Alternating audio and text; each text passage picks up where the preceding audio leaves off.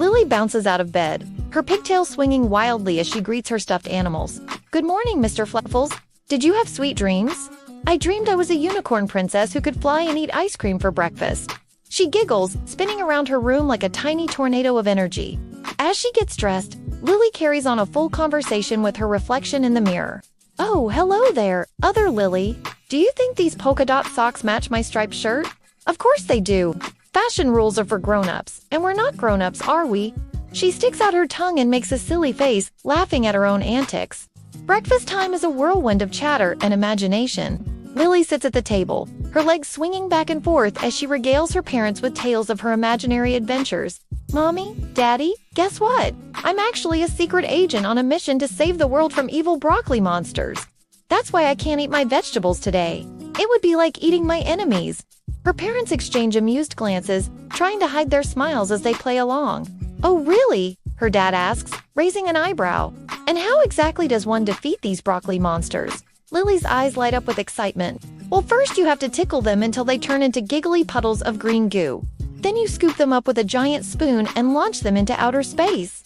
She demonstrates by using her spoon as a catapult, sending a piece of cereal flying across the room.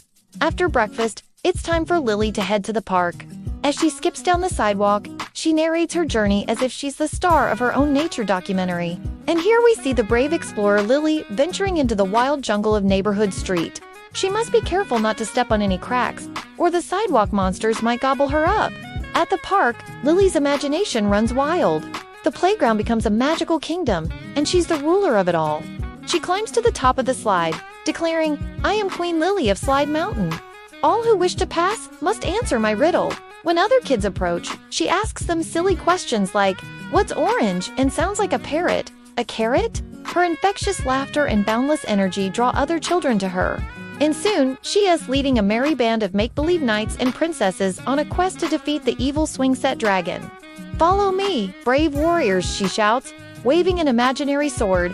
"We must rescue the captive teddy bears from the dragon's lair." As they play, Lily keeps up a constant stream of chatter, inventing elaborate backstories for each of her new friends. "Sir Tommy of the Sandbox, I hear you once defeated a giant with nothing but a plastic shovel and a bucket of determination. Is this true?" The bewildered Tommy nods, caught up in Lily's enthusiasm. Even when it's time for a snack break, Lily doesn't slow down. She turns eating her apple slices into a dramatic performance. "Oh no," she gasps, holding up a slice. "This poor apple slice is actually a transformed fairy prince. We must save him by eating him and breaking the curse." She chomps down with gusto, then declares, "The prince is saved. But wait, ... there are more fairy princes to rescue." As the morning wears on, Lily's energy seems inexhaustible. She bounces from one game to another, always talking, always imagining. She turns the monkey bars into a pirate ship, swinging across them while shouting, "Avast the landlubbers, Captain Lily and her crew are searching for buried treasure." When it's time to leave the park, Lily is still going strong. She waves goodbye to her new friends, promising grand adventures for next time. "Farewell, my loyal subjects. Tomorrow, we shall embark on a perilous journey to the far-off land of the other side of the park." On the way home, Lily recounts every detail of her morning to her mom, who listens with patient amusement. "And then we found a magic pebble that could grant wishes. But we had to be careful because if we wished for too much ice cream, we might turn into giant ice cream cones ourselves." Back at home, lunchtime becomes another opportunity for Lily's imagination to run wild. Her sandwich isn't just a sandwich. It's a map to a hidden treasure. "Look, Mommy," she exclaims, pointing to the crust. "This is the path we have to follow to find the golden pickle of destiny." As she eats, Lily carries on a conversation with her imaginary friend, Sparkle the unicorn. "No, Sparkle, you can't have any of my carrots. Unicorns only eat rainbow-flavored grass. Remember? Oh, you want to know what rainbow tastes like? Well, it's like ... like a burp after you've eaten a whole box of crayons." After lunch, it's time for a bit of quiet play in her room. But for Lily, quiet is a relative term. She turns her bedroom into a bustling city, with stuffed animals as the citizens and her toy cars as busy commuters. "Mr. Bear, you're late for your meeting at the honey factory." She scolds a teddy bear. "And Miss Giraffe, please don't eat the leaves off the skyscrapers. That's very rude."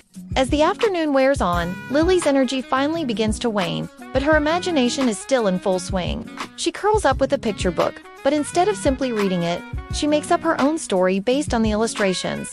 Once upon a time, there was a brave little girl who could talk to clouds. The clouds told her all kinds of secrets, like where rainbows come from and why the sky is blue. But one day, a grumpy old storm cloud came along and ... By the time dinner rolls around, Lily is a bit sleepy, but still chattering away. She regales her family with tales of her day's adventures, embellishing and exaggerating with every retelling. And then the giant broccoli monster said, "Fee, fee, fo, foom. I smell the blood of a silly young one." But I wasn't scared. I just tickled him until he turned into a giant bowl of ice cream. As bedtime approaches, Lily's words finally begin to slow, but her imagination is still active. She insists on wearing her superhero pajamas because you never know when you might need to save the world in your sleep. She brushes her teeth while pretending to be a dragon, breathing minty fresh fire. Tucked into bed, surrounded by her favorite stuffed animals, Lily yawns but still has more to say. "Good night, Mommy and Daddy. Good night, Mr. Fluffles and Sparkle the Unicorn. Good night, brave knights and silly dragons. Good night, broccoli monsters and ice cream mountains. Tomorrow, we'll have even more adventures, and I'll talk even more and play even more." And her words trail off as she finally drifts to sleep, a small smile on her face. Her parents tiptoe out of the room, shaking their heads in fond exasperation. Another day in the life of their little chatterbox has come to an end, but they know that tomorrow will bring new adventures, new stories, and definitely more non-stop talking from their imaginative little Lily.